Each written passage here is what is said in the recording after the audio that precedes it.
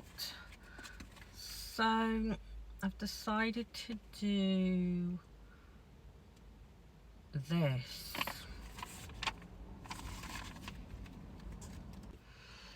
Yeah, so decided to do this, which is the Adult Autism Spectrum Quotient, which is a list of questions that the GP gives you in the UK on the NHS, or this is the one I have been given, and I don't know if any of these are different in the UK. Let me know if you've gotten a different type of questionnaire, but this is the one I've just been given, and I've decided to kind of do a bit of an autism assessment process, because when I went for my ADHD assessment process, I didn't do like this part. I did think about doing it, but then I didn't, and then I didn't get round to doing it, and so on and so forth. But I've decided to do the autism assessment process so far from the beginning and make it into a bit of a journey diary update type setup. So just a quick backstory. As a child I was diagnosed with dyslexia, and then later on as an adult with dyslexia, dyspraxia, and most recently with ADHD, in which the process for being diagnosed with ADHD in the UK on the NHS took several years just for the assessment.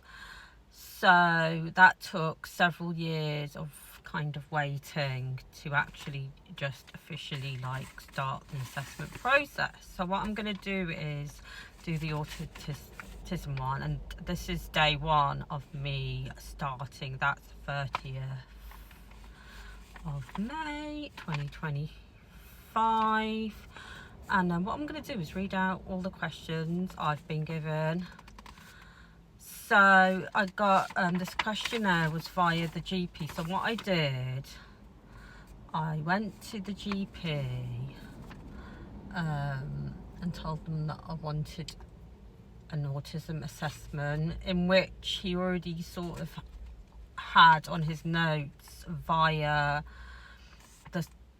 the psychiatrists that I've already seen, the ones that I've seen for ADHD, and another separate psychiatrist that I have seen regarding other like mental health.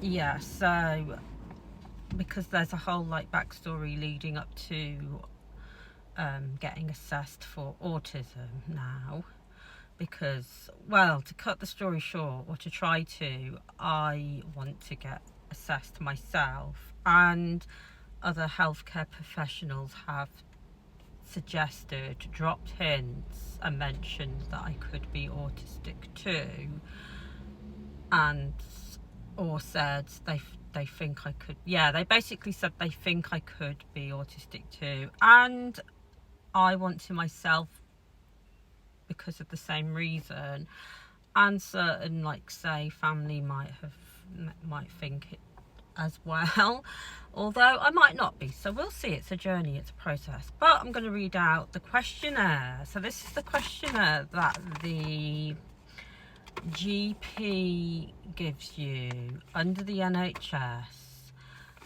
a form to fill out that they maybe they look over it or they log it down. I don't know what they do with it exactly, but maybe they send it to your local assessment clinic or centre, or wherever they do it in your area, and then maybe eventually they start the ball rolling on the autism assessment. Now with this one, I've glanced over the questions real quick, and the questions look very similar, if not exactly the same as the ones I got for ADHD. So I'm going to read it to you, and then at the end I will turn the camera around and show it as well. So if you want to pause or take some sort of screenshot or whatever to look at it yourself, go ahead. But I'm reading out all the questions now this second. So at the top it's the adult autism spectrum quotient, however you say that, and then it says AQ50, ages 16 plus, and then it says patient's name, date and date on the first set of questions. I'll do a close-up later at the end. I'll turn the camera around. Then you've got another page of questions. And then you've got another page of questions. Oh, like reading the news. Another one. So that's a total of 50 questions. And then at the very bottom it says, developed by the Autism Research Centre, University of Cambridge. And then at the bottom it says February 1998. So yeah, I'll show close-ups of that later on, but I'll just read them out in general. So this is a multiple choice. So basically it's a list of questions, and it basically says definitely agree, slightly disagree, and definitely disagree on this side. The questions are on this side and they're numbered, and on this side it's whether you agree, slightly disagree, and definitely disagree. It can be so confusing, and this sort of thing I hate multiple choice questions, because I want to be able to the word, see, this is a thing, I'm dyslexic as well, and when you're dyslexic and stuff like that, it's really confusing to me, because like you can get the words mixed up, and maybe sometimes even read the words wrong, and you're constantly having to go over it again and again. That was it. I like to elaborate or like kind of alter the questions, bearing in mind this says 1998 as well, so it's different, but I'll read them. So question 1, I prefer to do things with others rather than on my own. And then you would answer, like you'd circle or tick, you would circle one of those. So you would either say definitely agree, slightly disagree, definitely disagree. So I'll just keep reading the questions. Question 2, I prefer to do things the same way over and over again. Question 3, if I try to imagine something, I find it very easy to create a picture in my mind. 4, I frequently get so strongly absorbed in one thing that I lose sight of the other things. 5, I often notice small sounds when others do not. 6, I usually notice car number plates or similar strings of information. 7, other people frequently tell me that what I've said is impolite, even though I think it is polite. 8, when I'm reading a story, I can easily imagine what the characters might look like.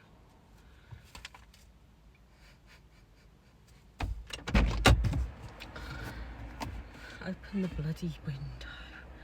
Where was I? No, actually, let's open the window. Let's open the window, not the door. I just opened the door, but I'll do the window. It's getting muggy, y'all. Where was I? Other people seven was other people frequently tell me that I've said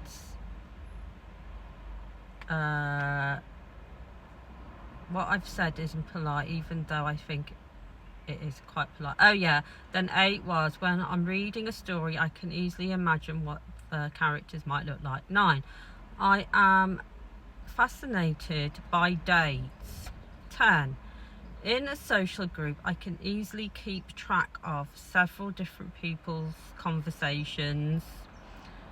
11, I find social situations easy. 12, I tend to notice details that others do not. 13, I would rather go to a library than a party. 14, I find making up stories easy. 15, I find myself drawn more strongly to people than to things. 16, I tend to have very strong interests which I get upset about if I can't pursue. Okay, yeah. 17, I enjoy social chit chat. 18, when I talk, it isn't always easy for others to get a word in edgeways. 19, I am fascinated by numbers. 20, when I'm reading a story, I find it difficult to work out the characters' intentions. 21, I don't particularly enjoy reading fiction. 22, I find it hard to make new friends. 23, I notice patterns in things all the time. 24, I would rather go to the theatre than a museum. 25, it does not upset me if my daily routine is disturbed. Okay, 26, I frequently find that I don't know how to keep a conversation going. 27, I find it easy to read between the lines when someone is talking to me. See, now a lot of these questions are very sort of they can be a bit frustrating because a lot of the time it could depend what it is. Do you know what I mean? And also, if your special interest, like 27, for example, I'll give you examples for me, is I find it easy to read between the lines when someone is talking to me.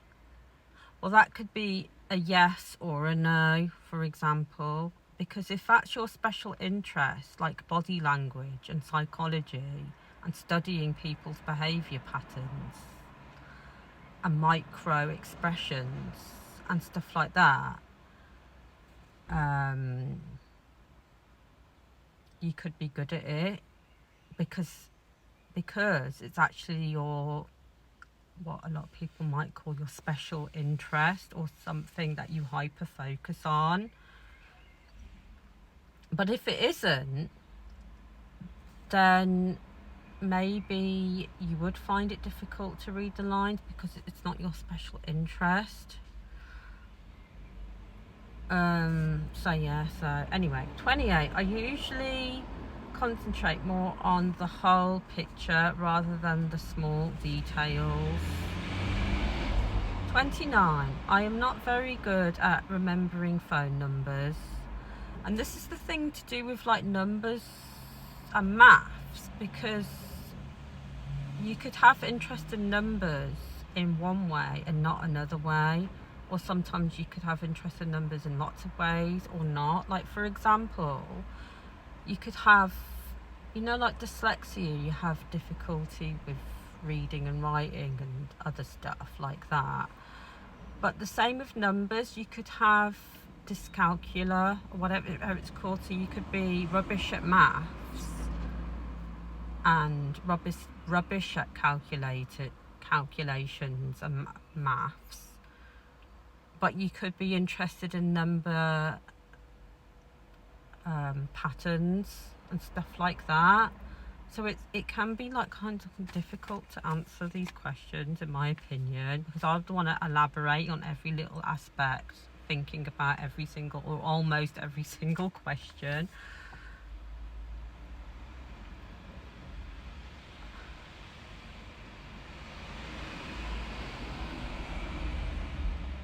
29. I am not very good at remembering phone numbers.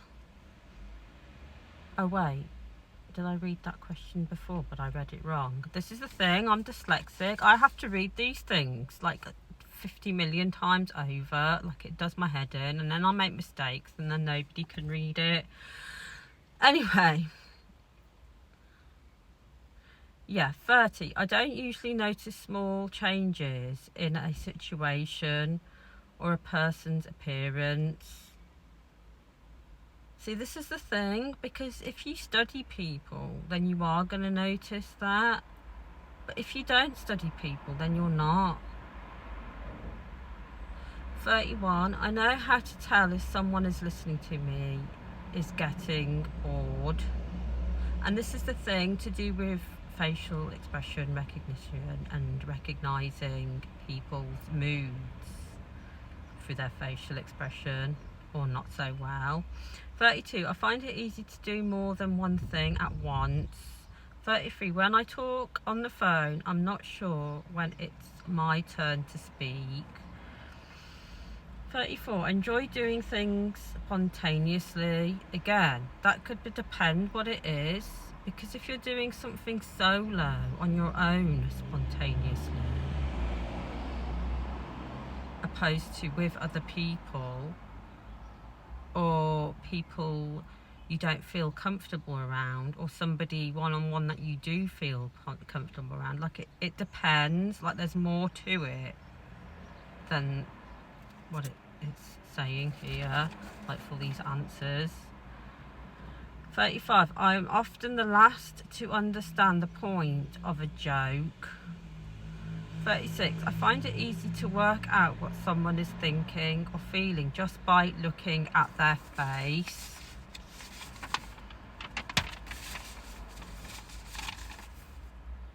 37.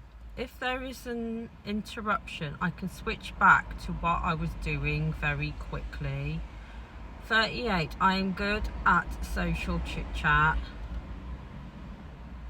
39. People often tell me that I keep going on and on about the same thing.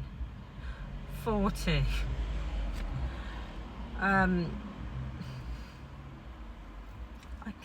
It's almost like there's a little bit of patronising in these questions. People often tell me that I keep going on and on about the same thing. You keep going on and on about the same thing over and over again, like I'm doing it now. 40. When I was young, I used to enjoy playing games involving pretending with other children, but all your imaginary friends. Do you know what I mean? Because there's that too. You could not like playing with real children, maybe because they're bullies, but you like playing with your imaginary friends, which could be other children, other like mythical creatures and animals or something like that. Anyway, 41. I like to collect information about categories of things, e.g. types of cars, types of birds, types of train, types of plant, etc. 42. I find it difficult to imagine what it would be like to be someone else. 43. I like to plan any activities I participate in carefully. 44. I enjoy social occasions. 45, I find it difficult to work out people's intentions. I mean, in my opinion, all people, most people, have bad intentions. 46, new situations make me anxious. 47, I enjoy meeting new people. Hell no.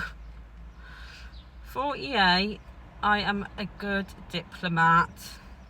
49, I am not very good at remembering people's date of birth. Like, who cares? I'm such an introvert. Well, or an ambivert. Well, depending on how you look at it. See, this is the thing. I could break it down so much and then give detailed answers. Like, you'd have to break it down into different, even more categories. 50. I find it very easy to play games with children that involve pretending. So that's the last question. But saying this, so this should be rewritten, some of it, because first of all, it says February 1998, okay, and it literally says the adult autistic spectrum ages 16 plus, but a lot of the questions are referring to children and potentially swaying. Yeah, it's more for children, I think.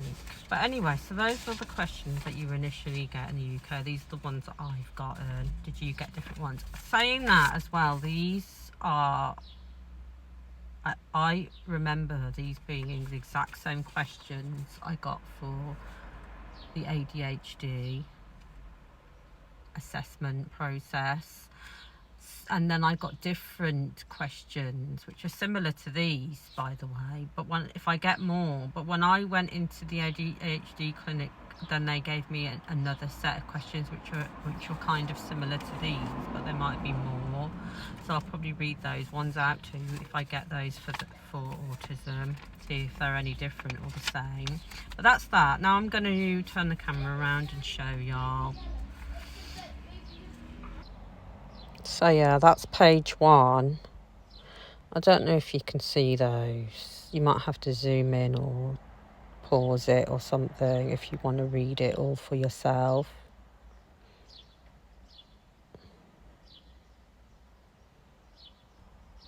Page 2.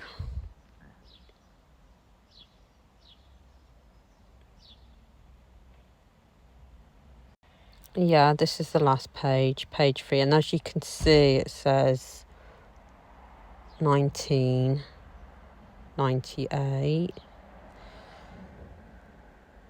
So I don't know about that. But anyway, yes, so those are the questions. Those are the questions to begin that you get from the GP in the UK on the NHS to begin the autism spectrum assessment thingy on get the ball rolling. And this one's the 16 plus one. I don't know, and I can't remember if the children's one is different, because my youngest daughter was diagnosed when she was, I think, 14 at the time, but she started going I actually initially started taking her to be assessed when she was 6, but she didn't get diagnosed until she was 14. So yeah, let me know if it's different where you're at or in your country, and how do they do it if you want. And that's that. See you later.